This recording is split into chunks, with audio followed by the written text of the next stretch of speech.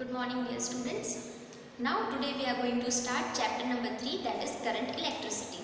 In this chapter we are going to start from the introduction and will cover 7 topics of this chapter, that is from 3.1 to 3.7. So what is current electricity? The introduction of this chapter says, that is 3.1, that in chapter number 1 we have studied about the electrons which are at the steady state, means they are at rest. We have considered them as rest. Okay. So the electrons which are at rest does not constitute the electric current, right? So now in this chapter we are going to study the electric current, means the free electrons which flows. Clear? So the electrons which flow, which move, will constitute the electric current. Next comes what is electric current. So for example, take one cross-sectional area through which the positive and negative charges move in the forward direction. Say for example, positive electrons and negative electrons. The amount of positive and negative electron move forward across any cross-section area in a stipulated time, that is termed as the electric current. So here Q plus minus Q minus, that is the charges, or you can say charge Q. Clear? So this charge Q, or you can say the charge delta Q. So this charge Q passes through a cross section in unit time is termed as electric current I. Electric current is denoted by capital I. Its unit is ampere. When you want to write it in symbolical form, you have to write capital A, and when you are writing whole the spelling of ampere, it is named after a scientist, so you have to write in small letter. Clear? In this way, ampere. Or if you want to write the symbol, then it should be capital A. Clear? So the amount of charges passes through a cross section in unit time is known as the electric current I, and ampere is the magnitude of it, right? So this is your electric current, means what is the electric current. When you want at a time t, the current at time t, you have to take limit delta t tends to 0 delta q by delta t. So that is your current. Clear? Next topic, that is 3.3, is electric current in conductors. So basically you know that how many types of materials are there. Basically they are conductors, semiconductors and insulators. This you have studied in chapter number 1 also, right? So here again the current in conductors. So the current in conductors, first of all we need to understand that which materials are known as the conductor, which are the insulators and which are the semiconductor materials. So here for conductors, the forbidden gap, you should know there are 3 parts, right? One is the valence band, one is the conduction band, and one is the forbidden gap. Clear?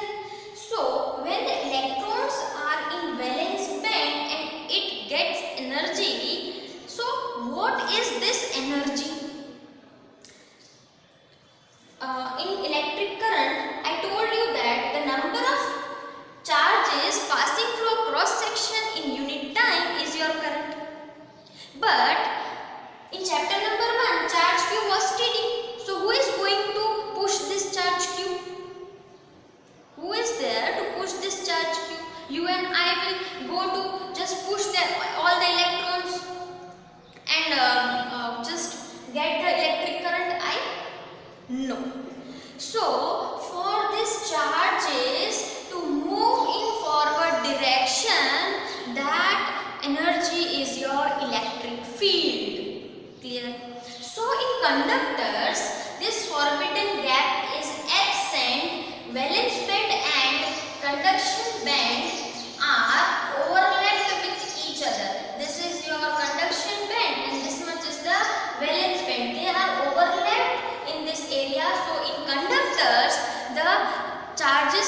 very easily.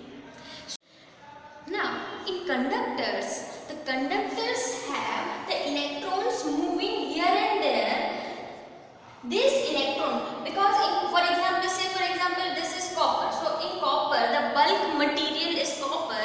So in this, the free electrons or the bound electrons, so these free electrons move here and there and they collide with each other. The energy before colliding and after colliding is same. But as the electrons collide with each other, they change their direction in different direction with different velocities. Clear? So this electron, when the electric field is applied to this, then this electron come in the same direction and constitute the electric current. So in this way, the electric current flows because of the electric field which is applied to it. The number of electron moving in different direction, so number of electron in one direction and the number of electron in opposite direction will be same. Clear? So in a molecule, say for example, in a molecule of water there is nearly 10 raised to 22 this electrons. So the electron which are free will only constitute to the electric current. Clear? So the next comes is the Ohm's law. Ohm's law is only applied to the conductors, not to the semiconductors and insulators. Why? We need to see that. So one topic is Ohm's law and another is the limitations of Ohm's law. So the first limitation is the Ohm's law can only be applied to the conductors, not on the semiconductors. So here for the Ohm's law, what does Ohm's law say? Ohm's law says that when voltage and current are there, when for the conductors the voltage increases in the same manner, current also increases. If voltage increases to 1, then current also at 1. Voltage at 2, then current also at 2. So the graph formed or the values changing with respect to time is linear. So from this linear graph we can say that voltage is directly proportional to I. So by removing this proportionality sign, we introduce equal to, and with that one constant, that is V equal to IR. So this is your Ohm's law, that is V equal to IR. Again, what is R? R equal to rho L by A, where rho is resistivity, L is the length of the conductor, A is the cross-sectional area of the conductor. So from this we can find the relation of length and cross-section area to the resistance. So from here, R is directly proportional to length L and R is inversely proportional to cross-sectional area A. Means as the length increases, resistance increases. Cross-section area increases, resistance decreases. And by combining these both, that is R is proportional to L by A. To remove this proportionality sign, we introduce rho. Rho is your resistivity. Rho is your resistivity.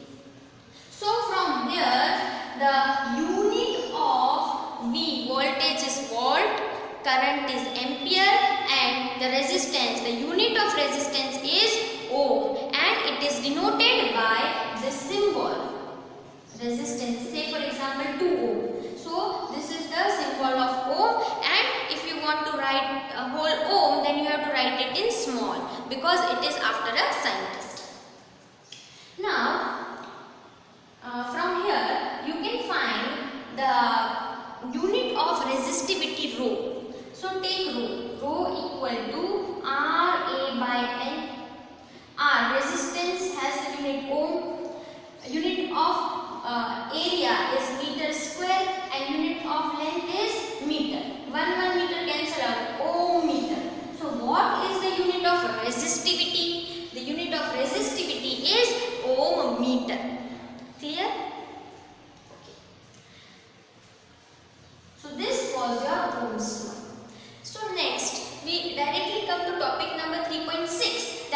limitations of Ohm's law. So the limitation of Ohm law is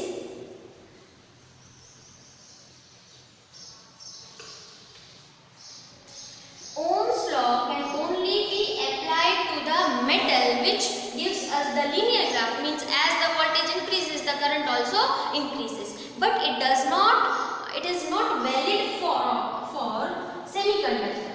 So for example, any semiconductor, silicon, germanium, etc. So for this, as the voltage increases, no current instantly at some value the current increases very much, or else you give the reverse voltage, breakdown comes at any point, means the graph is not linear. With the increase in voltage the current does not increase directly, but for the small fraction of time, when the small fraction of voltage increase, the current increases very much till the saturation level.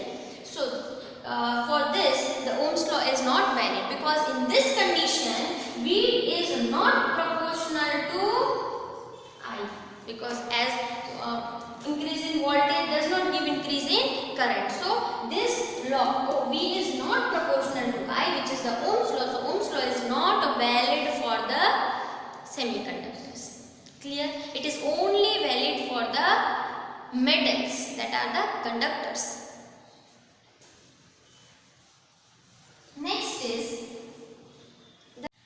Next, topic 3.7 is the resistivity of various materials. The resistivity of various materials are different. So first of all, resistors are of two types. One is the wire bound resistor and another is the carbon resistors. Wire bound resistors are used in the simple laboratories of schools, but for the electronic use and for the circuits, carbon resistors are used, because the carbon resistors are compact and very cost effective and is very much useful in the industrial purposes. So for making the wire bound resistance, you can just take one alloy and bound the wire around over it, so that as the wire bounds on, then the resistance increases in the wire. Next is the carbon resistors. So how these carbon resistors are made up of? Normally the symbol of resistance is this. Clear? So if the variable resistance, that is rheostat, which we are using in the laboratory, will be denoted in this way. But the fixed resistance value, say for example 2 ohm resistor, has such kind of image for the circuit purpose. So the basic carbon resistor which are made for the industrial purpose and for the electronic circuit are of this type, which has 3 steps, and fourth one is of either gold or silver or no color. Clear? So for these 3 strips we have different identification in this. That is, say B.B. Roy goes to Bombay via Goa way.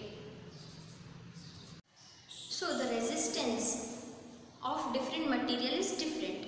When the carbon resistors are made for the industrial purpose, then for that we have one formula, that is B.B. Roy goes to Bombay via Goa way. That is B.B. Roy goes to Bombay via Goa way. So here black, brown, red, orange, yellow, green, blue, violet, grey and white. And another 2 colors are gold and silver, and if there is no color, then it has the tolerance of 20%. So here it is for tolerance. So when there are total 4 strips, 1, 2, 3 and 4. At 4th strip, if it is gold, then it has 5% of tolerance in its value. If it is silver, then it has 10% tolerance. If it has no color, then it has 20% tolerance first strip is, say for example, red, second is orange, and third is green, then how to decide the value of that resistance? So, when the first strip of the resistance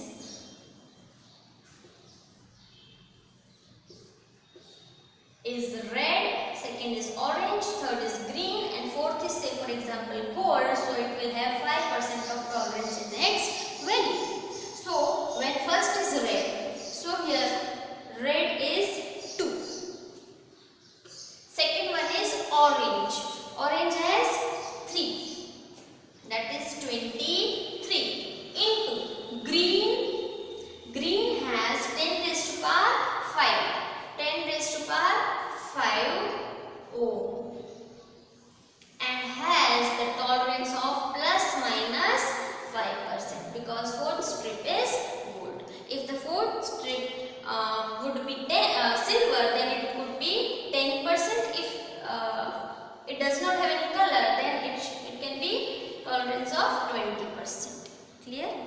So this way, first two strips number can be written together.